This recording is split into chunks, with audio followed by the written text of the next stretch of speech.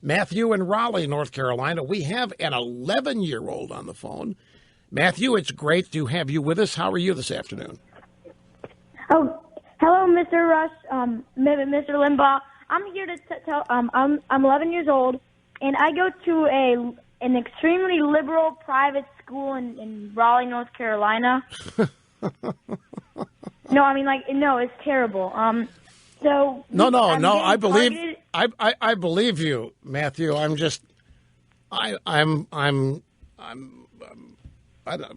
You're 11 years old, and you're talking about this the way adults do. I find it charming. I think it's great. I'm a huge Trump supporter, and I'm very outward about it. I like how he's gonna close the borders. I like how he's gonna obliterate ISIS. Well, a few days ago, people are still targeting me. The teacher wrote on the board, beside Martin Luther King, who are some visionaries who are in the world. People wrote down Abraham Lincoln. People wrote down Rosa Parks. People wrote down Pope Francis. And I wrote down Donald Trump. And the next day, the teacher pulled me over and said, erase that comment. And I was like, why? And she's like, what good has he done to this world? I'm like, well, he's created a business. And he's built magnificent buildings in many countries in the world, and he's actually running for president while he's actually stating his ideas. And she made me erase it, and I was thinking, like, wait, why? I thought I had freedom of speech. I mean, an actor baby gets citizenship. Why don't I? And then, and I kind of got mad after that. And people are targeting me. They're saying Donald Trump sucks, and you do too. And I really don't know what to do. Hey, Matthew, part of me said, join the club. Join the club. I have a lot of people telling me that I suck too, and I don't know what I'm doing.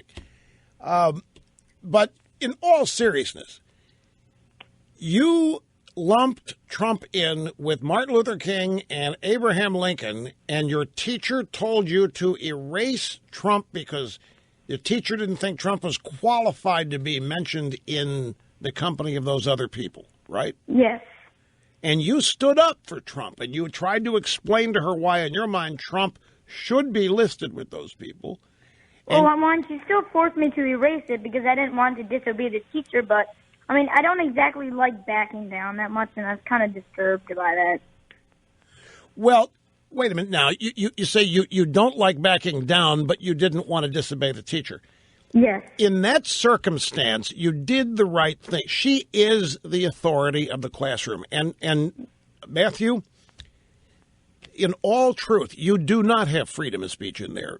Your teacher can abridge your freedom of speech all day. The government cannot, but your teacher can. And if when you get a job and you go to work for when you become the CEO of Apple, yes. The board of directors might try to tell you what you can and can't say or what have you. But you did the right thing. You have to respect the authority figure. As long as you're able to not let that teacher convince you you're wrong. If you really believed what you were doing, then in your heart, it stays there. And you're just doing what you have to do. It's a great life lesson. You're doing what you have to do. She owns that classroom. And obviously, it's a learning exercise for you. You can learn a lot from it. And among those things is how to stay steadfastly devoted to what you believe. Because this is going to happen to you like it happens to everybody many times. Sometimes a day, sometimes many times a week. But you're going to have a lot of people as you grow up telling you you're wrong or you don't know what you're talking about or how can you say that.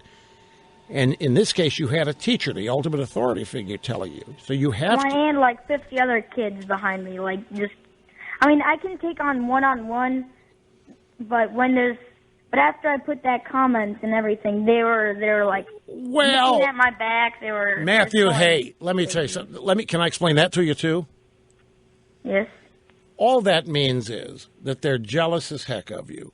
They already know you stand head and shoulders above them. And so the teacher coming down on you made them feel bigger. And they just couldn't help themselves and go, nya, nya, nya, nya, nya. But don't let, you're obviously an advanced human being. Thank you. Thank you, Mr. Thank you, Mr. Limbaugh. That's an honor. It's an honor to have you in the audience, and there's no question about that. So, you're very, very mature. Your parents are obviously got to be so proud of you. You just continue to stay. I can't believe I'm saying this to an 11-year-old. You just stay dedicated to what you truly believe, understanding that all kinds of people are going to insult you or tell you you're wrong. And some of them you're going to have to kowtow to, like the authority figure of a teacher. But others, in all cases, let it go in one ear and out the other. Behave as you must, depending on who is insulting you or commanding you. Like you would your parents. I mean, your parents are your authority figures in home. Right? Or do you tell them what to do?